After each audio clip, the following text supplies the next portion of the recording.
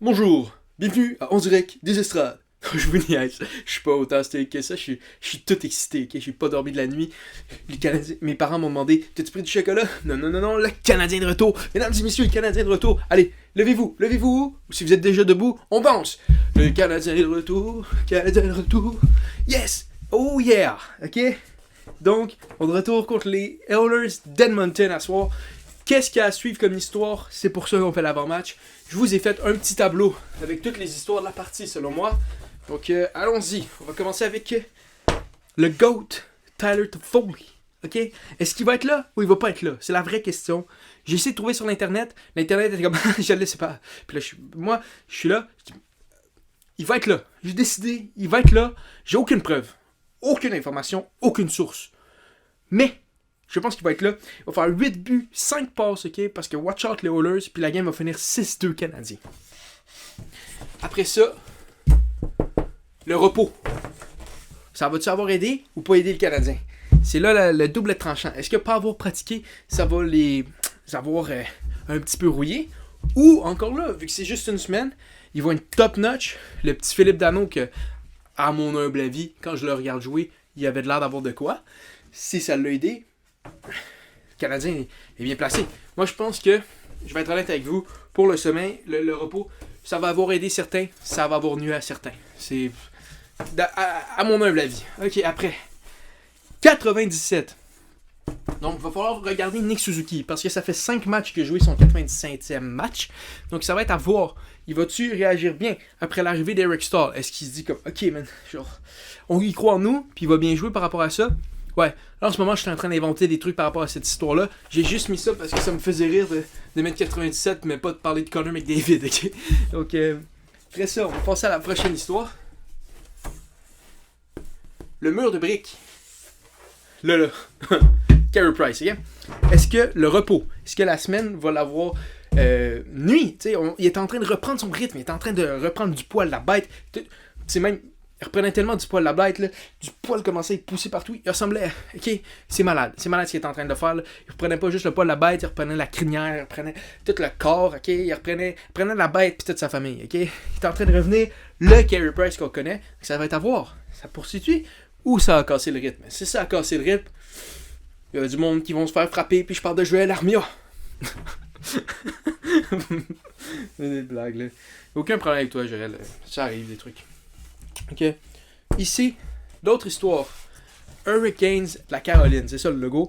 Je sais que ça ressemblait à un œuf brouillé, mais il va falloir vivre avec mes talents de dessinateur, mesdames et messieurs.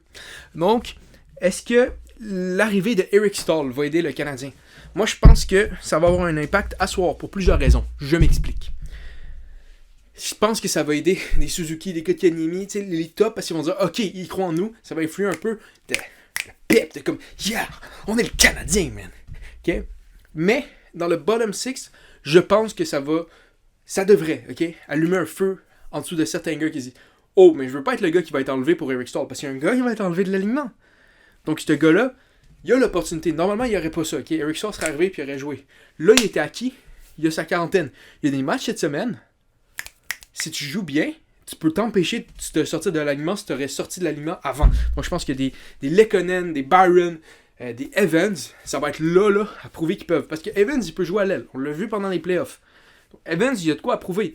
Il sait qu'Eric Staal, il gagne pour son poste. C'est le temps, là, de dire, ha, tu l'auras pas. Donc, ça va être à voir. Après ça, ici, le temps de jeu. Je pense que si Lekkonen puis Byron jouent, ça va être intéressant de voir le nombre de temps de jeu qu'ils vont avoir. Là, je regarde la situation salariale du Canadien, je regarde le repêchage d'expansion, et j'ai de la misère à m'imaginer que Bergevin n'est pas en train d'essayer de shipper Lekkonen ou Byron, probablement. Lekkonen peut... moi, je pense qu'il a probablement plus de valeur. C'est sûr qu'il est RFA. Il faut que tu renégocies un contrat avec lui cet été et que ça soit bonifié en haut de ce qu'il fait en ce moment. Ou sinon, il va être agent libre, total, sans compensation. Mais je pense que ça va être quoi, 2.6, 2.7. Moi, je trouve ça très réaliste pour le Lekkonen. Là, avec le Canadien, il est un peu plus bas dans le line-up, mais je pourrais le voir avec une équipe vraiment plus haute plus haut dans le line-up, avoir un bon effet positif. Le gars a juste besoin d'un peu de confiance parce que le nombre d'opportunités qu'il reçoit par match, c'est complètement malade, ok? Donc, il y a ça ici, ça que je peux voir. Il va falloir checker. Il joue-tu ou il joue pas beaucoup? S'il joue plus que d'habitude, ça se peut que ma Benjamin soit comme hey, Dom, je t'ai donné la job, là. Fais-moi un petit peu d'aide, là, ok? Fais-moi les jouer. Okay. Après ça, c'est du 3 contre 3. On va essayer de l'éviter. Par on, je veux dire solidement pas moi, je veux juste parler de l'équipe du Canadien. Parce que ça va être vraiment le fun de voir autre chose que du 3 contre 3. Surtout contre Connor McDavid et Leon Draisaitl. Non merci. Donc, c'était ça pas mal. Et ici, je vais le laver. Là, ici. Connor McDavid. Je vous ai fait un petit drap là. Il y a le KV97. Non, c'est les 3 lignes de suite. Le speed, ok? Connor McJesus est en ville, mesdames et messieurs. Est-ce que le Canadien va réussir à le contenir?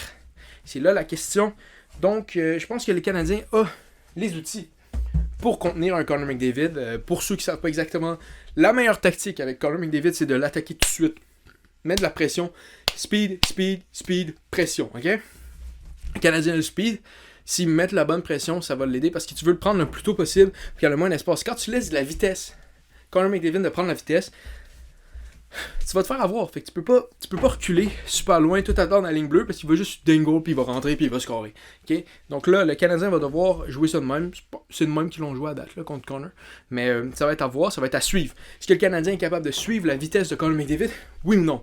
Parce que Connor McDavid est vraiment vite. Mais Connor McDavid n'est pas méga trop vite pour la Ligue nationale. Ce qui est vite, c'est quand il y a la rondelle. Avec la rondelle, il n'y a pas de différence entre rondelle et rondelle.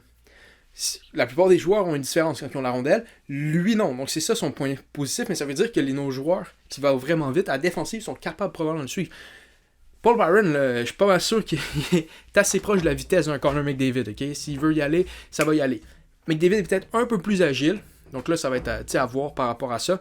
Mais plus tu peux y mettre de la pression, le mieux ça va être. Puis ça va être à suivre. Est-ce que le Canadien a réussi à le faire? Oui ou non? Donc, ma prévision pour la game d'asseoir, je ferai pas prévision, je vais juste espérer que personne ne pogne le COVID juste avant, puis que le soit annulé encore une fois, puis qu'on reparte une autre semaine, ok? Là, ça se joue à Souir, à Montréal. Merci, mesdames et messieurs. On se voit à la prochaine ou pas. Si jamais vous avez apprécié la vidéo, commentez pas, mettez pas de like, abonnez-vous pas, ça me fâche, ok? T'es-tu en train d'essayer de le faire? T'es en train d'essayer de t'abonner parce que t'aimes la chaîne? Viens te battre, toi, petit scélérat.